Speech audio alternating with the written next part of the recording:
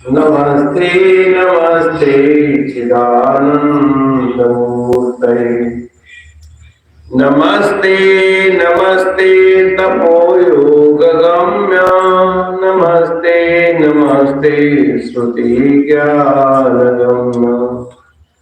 गुरुर्ब्रह्मा गुरुर्विष्णु गुरुर्देवो महेश्वरः गुरु साक्षात् परब्रह्म तस्मै श्री गुरुवे नमः।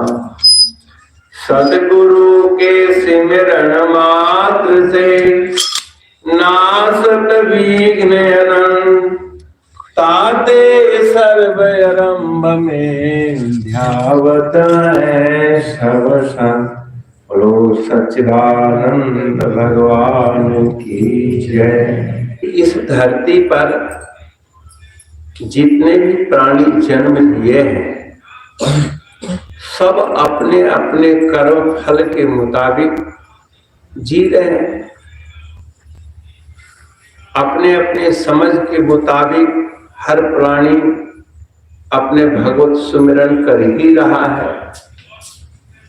लेकिन तमाम भगवत सुमिरन के पीछे एक गुरु का आदेश प्रसिद्ध माना गया है, क्योंकि सद्गुरु वैद्य वचन विश्वासा और संयम यह न विषय करी आशा।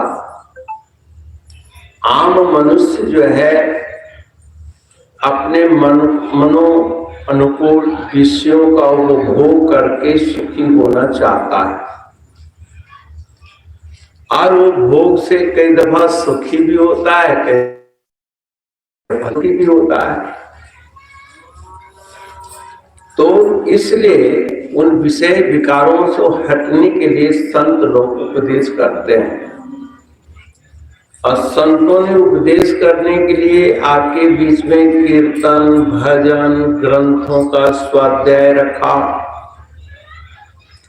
और उसके साथ ही आरती एक प्रसिद्ध है, ओम जय जगदीश हरे। यानी जगत का जो ईश्वर है, जो जगत का मालिक है, जो जगत को संचालित करने के लिए प्रेरणा देते रहता है, उसका भी हम आरती में सुमिरन करते हैं। और आरती गाते गाते लास्ट में एक आप लोग गाते ही हो कि तन मन धन सब तेरा, तेरा तुझको क्या लागे है मेरा। गाते हो ना? ये गाते सब हैं, पर इस पर संत लोग गुरु लोग आकर आपको सचेत करते हैं कि भाई ये तुम गाते तो फिर भी विषय विकारों से ग्रसित हो। सद्गुरु वैद्य वचन विश्वास। क्या विश्वास करना है? संयम यह न विषय कर आशा। जिन विषयों के उपभोग में तुम लगे हुए हो उससे सबसे पहले तुम्हारी तंदुरुस्ती दांव पर लगेगी, तुम्हारी बुद्धि गायब हो जाएगी, मोह ममता से स्वभाव से तुम जकड़ जाओगे, और मोह सकल व्याधिम कर मूला। ये तो सब दुखों का घर है। ताते पुण्य उपजे बहुत सोला, बहुत प्रकार का शोक तुम दर्द उठता है। इसलिए सद्गुरु के वचनों पर विश्वास रखकर आपको संयमित जीवन जीने की एक आदेश दिया जाता है। यह आप उनके वाणी पर विश्वास करो, क्योंकि उन महापुरुषों को अपने जीवन का अनुभव है। हमारे ग्रंथ में हजारों लाखों साल पुराने से पुराने ग्रंथों में यही उपदेश मिलता है, लेकिन वह उपदेश समयानुकूल संत परंपरा से कंटिन्यू चल रहा है। जैसे परम पिता परमात्मा इस संसार की रचना तो कर दी, एको अहम बहु श्यामा प्रजाए, मैं एक हूँ और अनेक रूपों में प्रकट हूँ। लेकिन उस परमात्मा की प्रकटीकरण की व्यवस्था को चलाए रखने के लिए, संसार वंश परंपरा को चलाए रखने के लिए नर नारी का एक वैवाहिक सूत्र में बांध दिया। और वैवाहिक सूत्र में बंध जाने के बाद, संतान उत्पन्न करने के बाद तुम्हारी जो है संज्ञा बदल जाती है, तुम माता और पिता के नाम पर सिद्ध हो जाते है ना। आपको आपका बच्चा माँ कहने लग जाता है और जनक को पिता कहने लग जाता है। और एक परम पिता परमेश्वर भी है। परम पिता परमेश्वर जो है पूरे खलकत को जन्म देता है, 84 लाख योनियों को जन्म देकर परवरिश करता है। बोलो सच्चिदानंद भगवान की जय। परमात्मा परम पिता है, उत्तम पिता है। परम पिता परमात्मा की आराधना, अर्चना, वंदना करने के साथ साथ घरेलू माँ बाप के प्रति भी श्रद्धा पैदा की गई। इसका जीता जागता प्रमाण भगवान श्री राम है। उनके जीवन में प्रारंभिक काल में कोई देवी देवता का पूजन का उल्लेख नहीं आता। जन्म से पहले माता पिता यज्ञ किए, गणेश वंदना करी, ये सब करी। लेकिन राम जब बाल्यावस्था में थे और जिस धर्म की स्थापना के लिए उनका अवतार है, उसमें पहली कड़ी माता पिता और गुरु की सेवा का वर्णन आता है। और पहली सेवा जो है प्रणाम से है, नमस्कार से है। और सुबह सोकर उठते ही घर में पहले माँ मिल जाए या पिताजी मिल जाए या गुरु महाराज आ जाए तो उनके चरणों छू के वंदना करते। यह भी अपने आप में एक संपूर्ण पूजा है,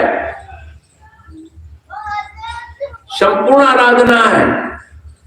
प्रात काल उठ के रघुनाथा और मात पिता गुरु ना वही माता। और ऐसा नहीं कि सिर्फ बच्चों के लिए उपदेश है, आप चाहे कितने ही बड़े उम्र के क्यों न हो गए हो, परमात्मा की कृपा से अगर आपके माता पिता जीवित हैं तो बड़े बुजुर्ग उम्र दराज लड़के लड़कियों को भी, बहुओं को भी अपने माता पिता सास ससुर के पैर छूकर प्रणाम करना ही चाहिए। राम ने यह मर्यादा दी बच्चों को और जवानों को भी दी। लेकिन सिर्फ प्रणाम ही नहीं, आजकल भी बहुत लोग घर से बाहर निकले तो माता पिता को पैर छू के प्रणाम करते हैं। और नहीं तो आप घर में देवता घर बनाते हो ना, पिंडी से पश्चिम दक्षिण कोने में या जहां कहीं भी हो, आप एक पिंडी को कहते हैं हमारे पूर्वज हैं। जब घर में कोई बुजुर्ग शरीर छोड़ जाता है तो 10वां करने के बाद पितृ मिलनी करते हैं ना, पितृ मिलनी। यानी जहां भी आपने पिंडादान किया, पूजा करी, वहां से जोत या वहां से थोड़ी सी एक चुटकी मिट्टी लाकर अपने देवता घर में स्थापित कर देते हैं। उसको कहते हैं पितृ मिलनी। पहले से पितृ बैठे हुए हैं और अब जो है आप इनके साथ यहीं पर निवास कीजिए। और वहां पर पूजा तो रोज ही करना चाहिए,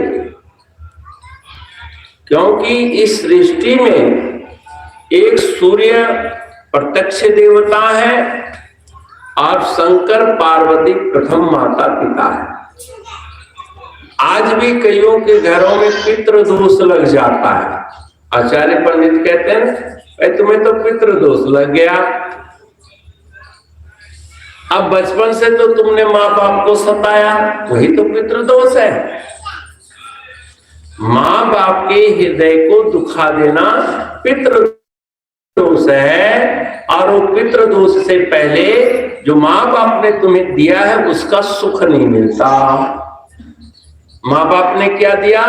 शरीर को जन्म दिया, शरीर में आधी व्याधि घेर ले रहता है, मन में अशांति, बेचैनी, चिंता, फिक्र घेरे रहता है, तो कहते पितृदोष लग गया। पितरों का तर्पण करो, पितृ शांति करो।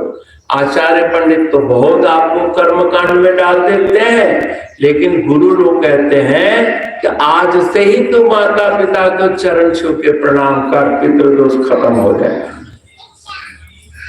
आज से ही तुम गुरु महाराज जी की आराधना कर, पितृदोष खत्म हो जाएगा। ब्रह्मा मुरारी त्रिपुरांतकारी भानु शशि भूमि सुतो दश्य है।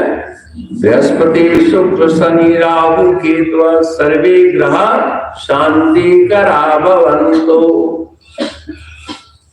ये 9 ग्रह के ऊपर किनका नाम दिया? ब्रह्मा मुरारी त्रिपुरांतकारी।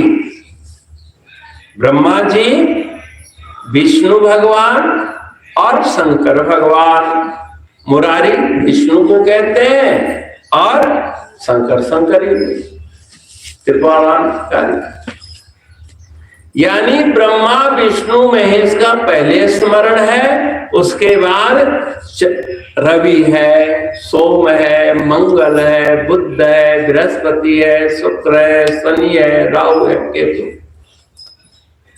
क्योंकि ब्रह्मा विष्णु महेश परमात्मा हमें इन 9 ग्रहों के द्वारा ही हमारे जीवन में सुख शांति देता है। मैं यूं कहता हूं, जैसे भारत सरकार आप गरीबों के लिए अन्न का वितरण करता है, तो क्या सीधे प्राइम मिनिस्टर दफ्तर से गेहूं लाओगे? क्या आपके आसपास में जो राशन की दुकान होगी वहीं से तो दाने मिलेंगे, उसकी व्यवस्था सेंटर से है। आपको बिजली की कमी आ गई तो क्या आप सीधे मोदी जी के पास जाओगे? क्या आप अपने घर के पावर हाउस में जाओगे, क्योंकि वो वहां से सप्लाई। ऐसे संत सदगुरु कहते हैं कि भाई तेरे सिर में दर्द हो जाए, तेरे पेट में दर्द हो जाए, तो एकदम सदगुरु को ही याद करोगे क्या? है? बहुत लोग कहते हैं कि भाई जब प्रधानमंत्री राष्ट्रपति हमारे हैं तो नीचे के अफसरों को कौन पूछता है? तो क्या नीचे वालों को गाली दोगे? अरे कर तो नहीं सकते, लेकिन 5 महीना 2 महीना लटका जरूर सकते है कि नहीं? तो अगर ग्रहों को भी थोड़ा रिस्पेक्ट दे दो तो क्या हार जाए?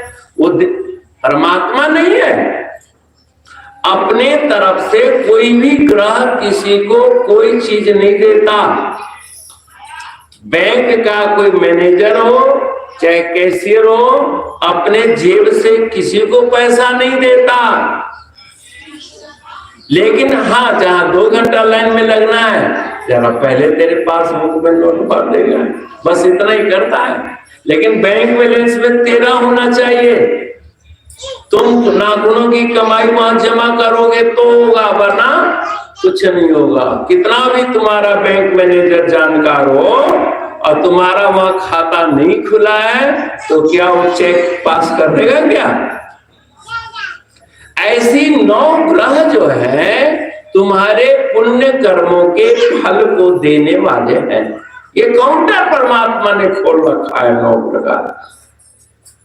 कहीं दुख का काउंटर है, कहीं सुख का काउंटर है, कहीं मिश्रित है। अब मान लो कोई अपराध कर दिया तो हॉस्पिटल में नहीं जाओगे, उसके लिए तो थाना में जाना पड़ेगा, क्योंकि वो विभाग उसका है बदमाशों को ठीक करने के लिए। ऐसे ही तुम्हारे जीवन में भौतिक चीजों की जो आवश्यकता है उसकी पूर्ति के लिए परम पिता परमात्मा श्री सतगुरु ने 9 ग्रह स्थापित किए हैं। भाई जैसा अब तुम हमारे आश्रम में जाओ, तुम कहोगे हम तो गुरु जी को जानते हैं, हम तो चाय की इच्छा है, हम तो गुरु जी से ही चाय मांगेंगे। अरे तुम रसोई घर में जाओ ना, वहां चाय के काउंटर लगा हुआ है, चाय पियो, वहां खाना की घंटी लगी है, भोजन करो। नहीं गुरु जी हम तो आपके ही हाथ से खाएंगे। तब तो 10,000 आदमी को खाना खिलाते खिलाते गुरु जी सत्संग कब करेंगे। ऐसे ही परम पिता परमात्मा इस संसार को चलाने के लिए 9 ग्रहों की स्थापना करी। 9 ग्रहों की अपने असमर्थता व्यक्त करी कि महाराज इतने बड़े संसार में हम 9 आदमी 9 महकमा से काम नहीं चलेगा। तो बोले कि फिर राशियों की भी सहायता ले लो। तो 9 से उनको और 12 सहयोगी मिल गए, मेघ वृष मिथुन कर्क सिंह कन्या आदि, है ना। राशियों ने भी कहा महाराज ये तो बहुत बड़ा काम है। तब बोले चलो और नक्षत्र भी तुमको दे देते हैं। 27 नक्षत्र भी दे दिया। बोले 27 नक्षत्र, 12 राशि, 9 ग्रह मिलकर संसार की संपूर्ण व्यवस्था करो। अब इसमें हमारे से मत पूछना, तुमको हम वीटो पावर देते हैं अपने महकमा का, समझ गए। अब लोग कर रहे हैं। अब दुनिया वालों की अज्ञानता यह हो गई कि संसार के पदार्थ में उलझ गए। देवी देवता ग्रह गोचर की पूजा स्थापना में लग गए। लेकिन याद रखो ये 9 ग्रह 27 नक्षत्र राशियां मिलके तुम्हें मोक्ष नहीं दे सकते, आत्म शांति ये नहीं दे सकते। ये पदार्थ तो दे सकते हैं लेकिन सुख सौभाग्य ये नहीं दे सकते। इसके लिए तुम्हें सद्गुरु को अपनाना ही पड़ेगा। इसलिए कहा राम कृष्ण से कोबड़ा तीनों ने गुरु किन, और 3 लोग की वेदनी गुरु आगे आदि। कृष्ण भगवान अपने मित्र सुदामा को धन्य धान्य से परिपूर्ण कर दिया, लेकिन ईश्वरीय आराधना को नहीं रोका। भगवान श्री राम वीर विक्रम थे, हनुमान जैसे सेवक थे, लेकिन फिर भी उनको गुरु की आराधना करनी पड़ी और कहना पड़ा कि कवच अभेद गुरु पूजा ये सम विजय उपाय नहीं। भगवान शंकर श्री रामायण जी के संपूर्ण महिमा सुनाते हुए लास्ट में कहा कि हे पार्वती इस राम तत्व का अधिकारी कौन है। गुरु पद प्रीति नीति रत जेई अद्विज सेवते अधिकारी तेरी, है ना। गुरु तत्व क्या है कि अब हम लोग महाराज जी से बहुत प्रेम करते हैं कई दफा, लेकिन नीति परायण नहीं होते। गुरु भक्ति का मतलब मनमाना आचरण नहीं होता, उसको मर्यादा में बंधना पड़ता है। नीति का मतलब राजनीति नहीं है। यहाँ नीति का मतलब वह तरीका जिससे तुम घरेलू स्तर पर सुखी रह सको। जैसे माता पिता पुत्र नीति अलग है, पिता की नीति अलग है। धर्म कहते हैं ना, ये पत्नी का धर्म है, बेटा का धर्म है, फलाने का धर्म है, पड़ोसी का धर्म है। धर्म का मतलब क्या, हिंदू सिख ईसाई मुसलमान वाला धर्म नहीं है। यहाँ धर्म का मतलब है हर व्यक्ति के निज कर्तव्य, संतान के प्रति मेरा क्या कर्तव्य है और परिवार के प्रति क्या कर्तव्य है। अब ये कर्तव्य तो कभी खत्म होते ही नहीं।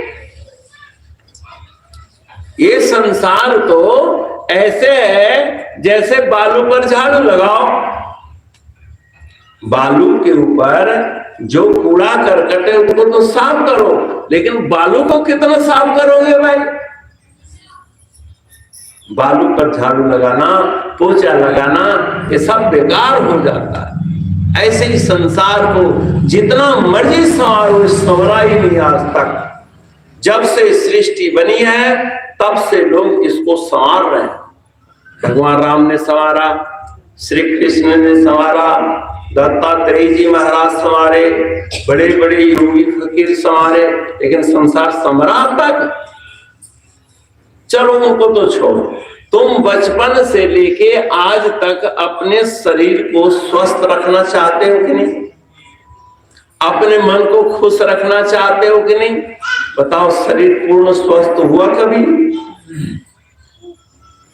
कभी पेट दर्द, कभी सिर दर्द, कभी ढील लग गया, तो कभी चोट लग गई, कभी फलाने ने कुछ कह दिया। तुम अपने जीवन का अनुभव लो, नहीं हुआ।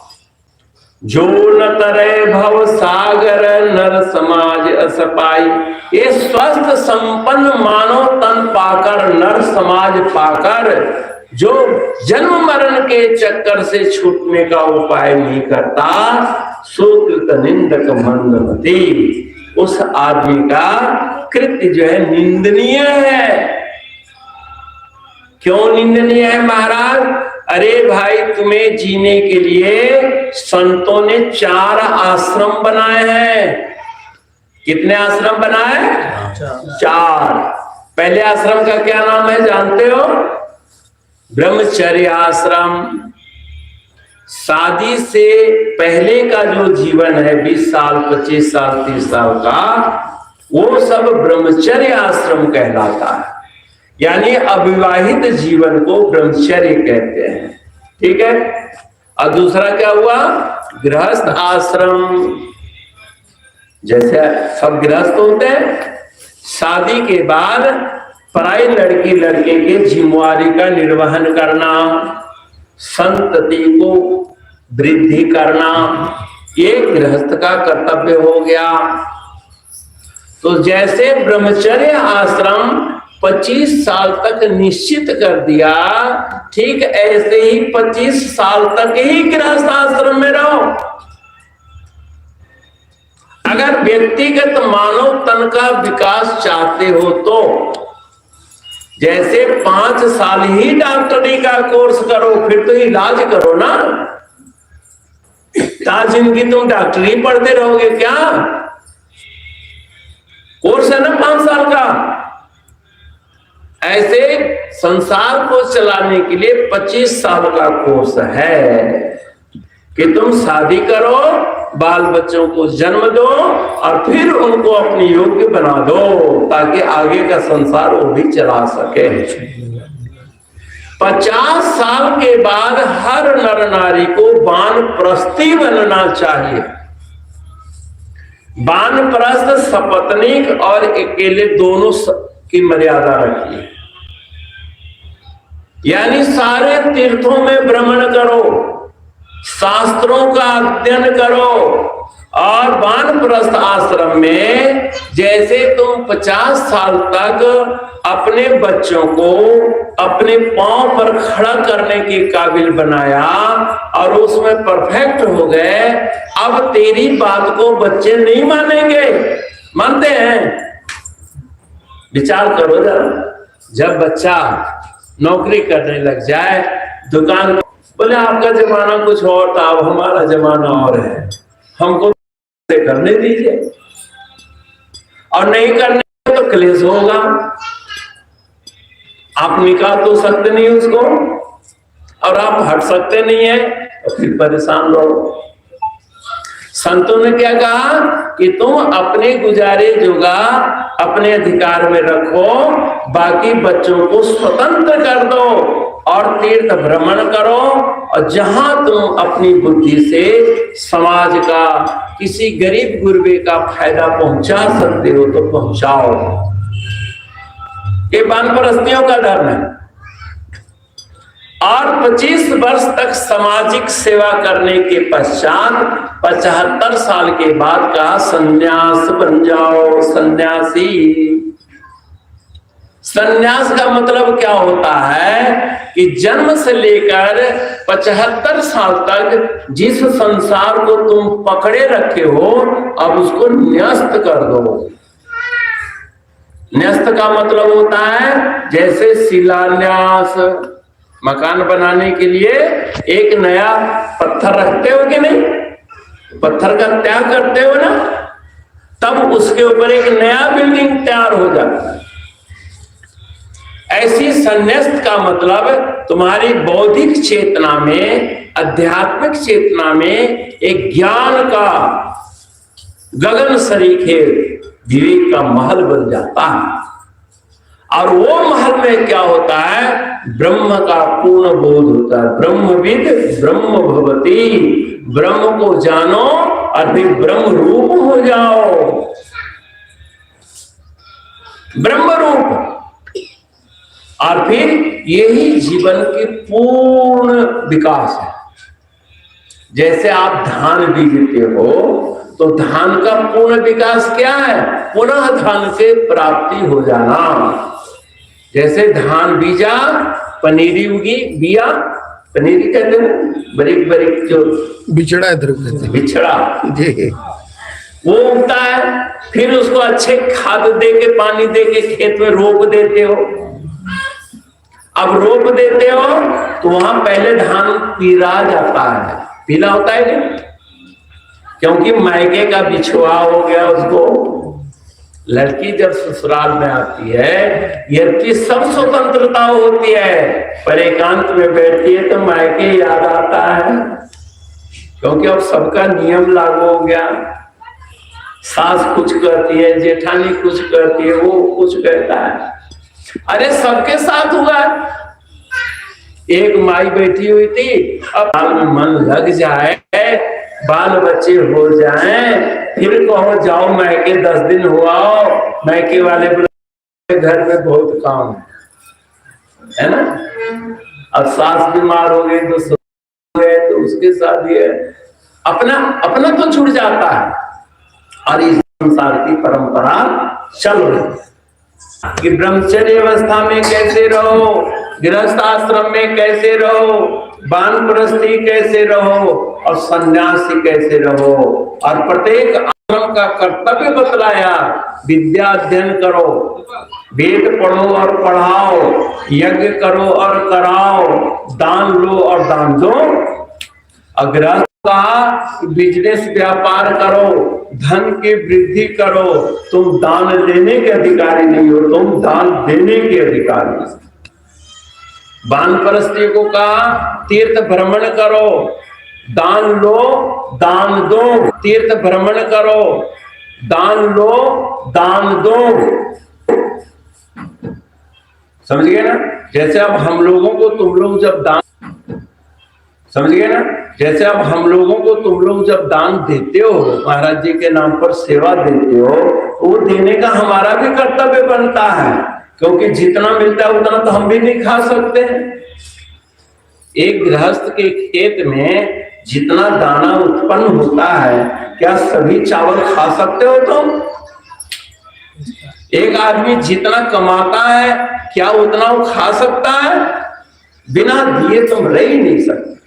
लेकिन देने की प्रवृत्ति खत्म हो गई है, इसीलिए मोह उसके जगह पर जगह घेर लिया है, ममता जगह घेर ली है। ज्ञान वैराग्य हमारे हृदय से लुप्त हो गया है। उस ज्ञान वैराग्य को जगाने के लिए संत लोग ना, यानी तुम्हारी सोच में, तुम्हारी समझ में कुछ मनाही होती है। मनाही को कोई मानता नहीं। गुरु मंत्र दिया, अब कहते हम तो निश्चिंत हो गए, महाराज जी अपने आप तारेंगे। अब हम जो मर्जी निंदा करें, चोली करें, बैर करें, विरोध करें, हैं? नहीं नहीं नहीं नहीं, ऐसा नहीं चलता। एक दफा गुरु महाराज जी से गुरुमुख उपदेश लेने गया, पढ़ा लिखा था। उसने सुना कि मंत्र लेने के बाद सब जिम्मेवारी महाराज जी की होती है, और जिम्मेवारी क्या है कि होती है? सिर्फ पाप की होती है। जो हम पैसा कमाते हैं उसकी कोई जिम्मेवारी नहीं होती है। जो हम कमाते हैं उसमें जो अगर खोट है वो तो गुरु महाराज जी जाने। और जो कमा लिया वो तो हम जाने। और तन मन धन सब आपका, खाली बातों के पकवान से तो पेट कभी भरता नहीं। महाराज जी से कहा, महाराज हम उपदेश तो ले लेंगे, लेकिन एक मेरा शर्त है। बोले क्या शर्त है?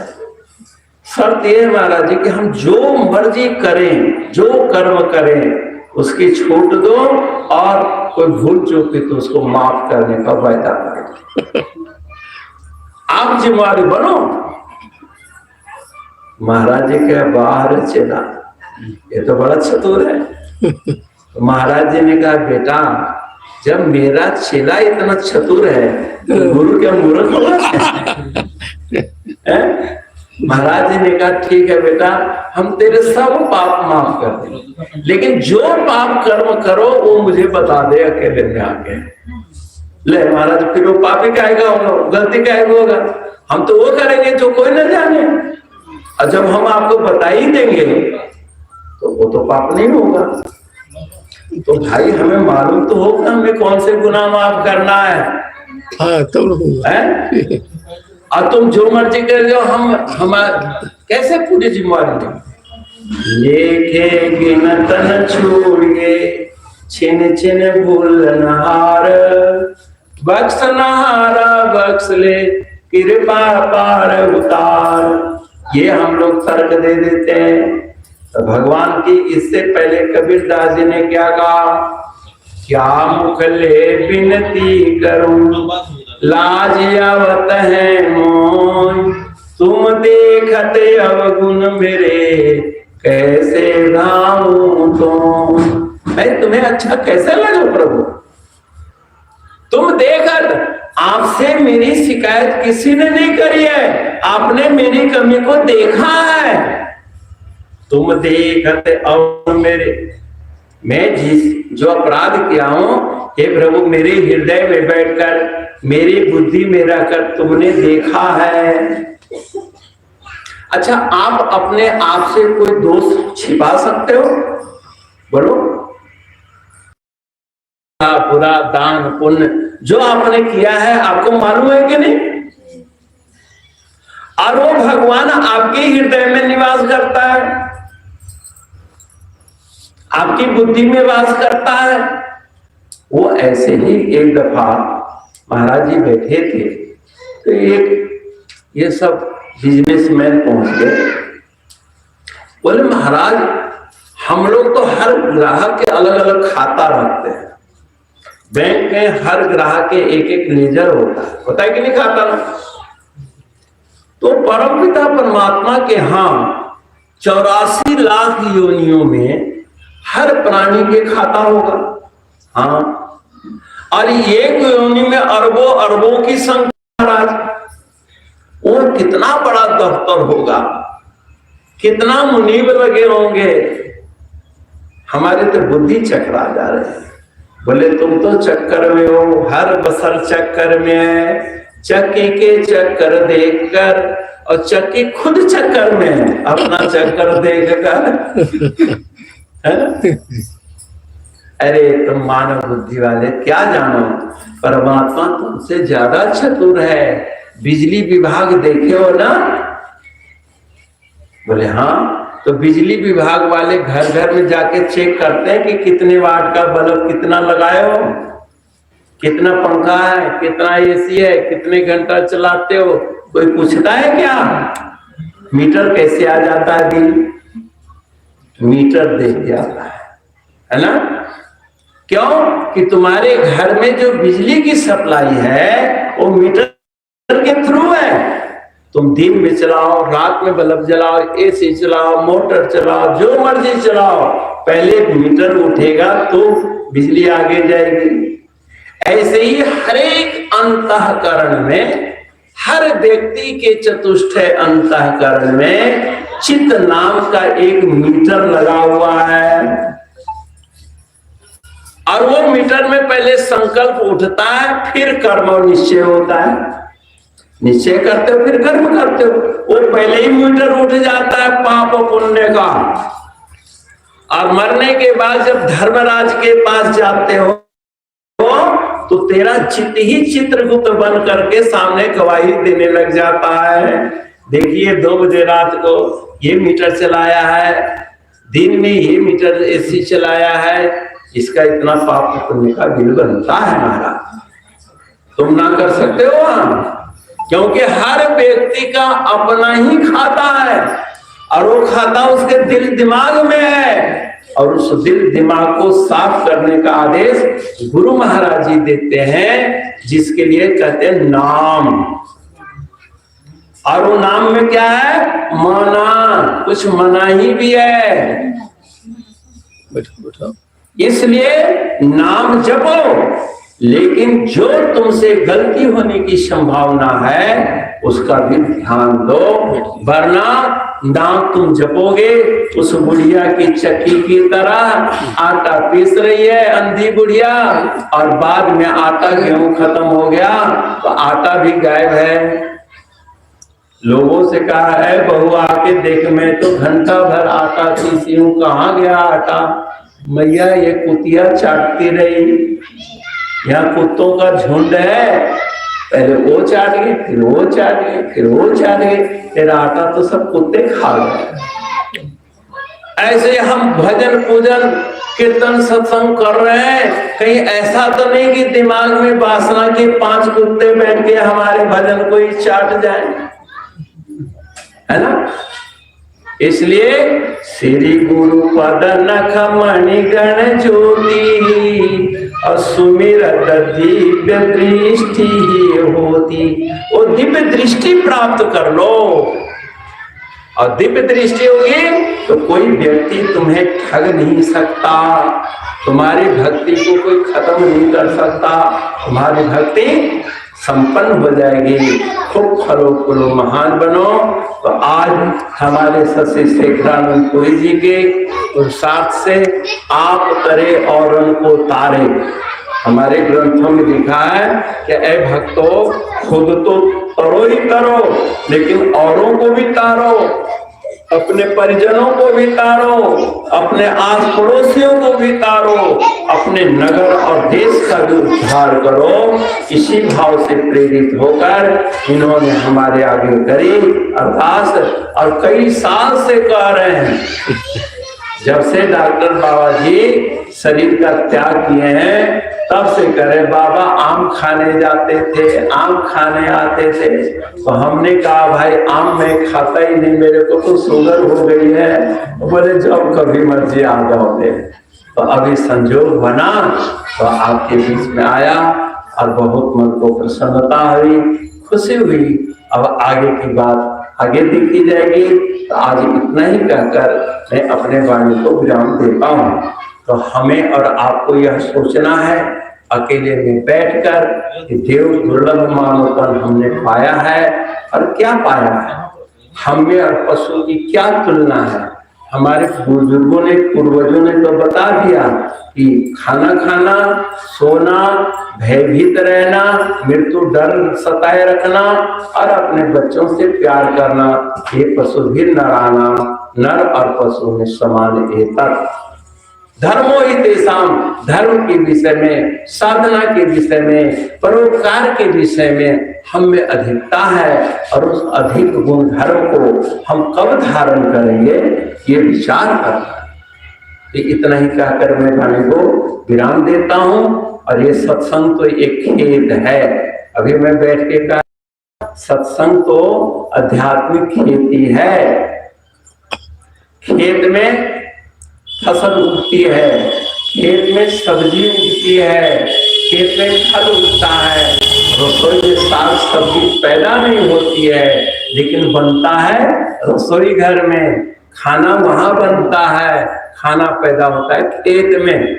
ऐसे ही सत्संग सभा में परोपकार की खेती की जाती है, सेवा की खेती की जाती है, और अंतःकरण की रसोई में उस ज्ञान विज्ञान का स्वाद लिया जाता है। जैसे सुतीक्षण जी ने आंख बंद करके हृदय में राम का स्वाद लिया था, तो आपके जीवन में भी स्वाद पूर्ण अंतःकरण बने। ओम पूर्णमदः पूर्णमिदं पूर्णात् पूर्णमुदच्यते पूर्णस्य पूर्णमादाय पूर्णमेवावशिष्यते। ओम शांति शांति शांति। बोलो श्री गुरु महाराज की जय।